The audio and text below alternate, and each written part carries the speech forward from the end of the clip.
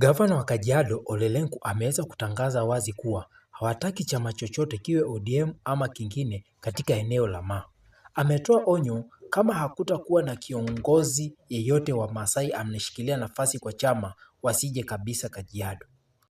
Tuko msimu wa siasa. Juzi tumeona msukumano ya siasa ndani ya taifa letu la Kenya.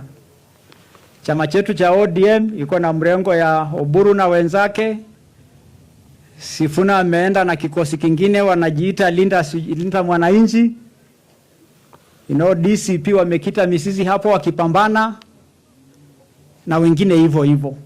Tunasema kama jamii ya Maa, chama ya siasa ambaye Maasai hayuko nafasi ya heshima kama Secretary General, kama chairman wa chama, kama nafasi ya chama tunaitambua, hatuna uhusiano na chama ya siasa ambayo wa Maasai hawako mbele.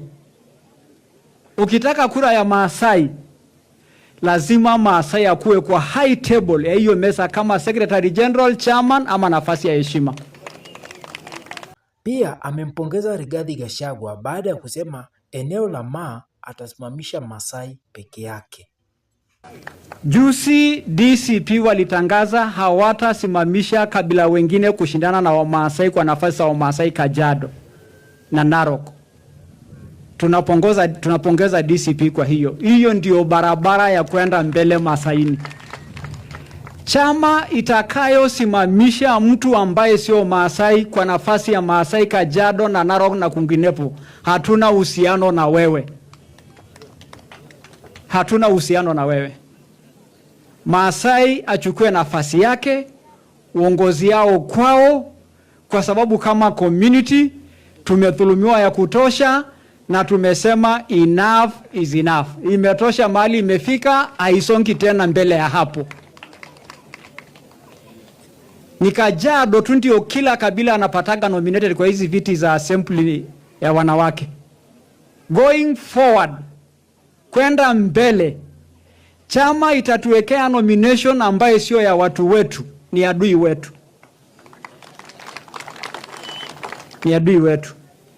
Tunashukuru marafiki wetu wale wanatufikiria kwa heshima.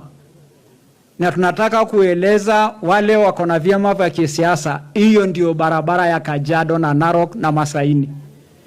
Njia ingine ile utajipata taabani. Thank you for watching. Kindly don't forget to subscribe and share.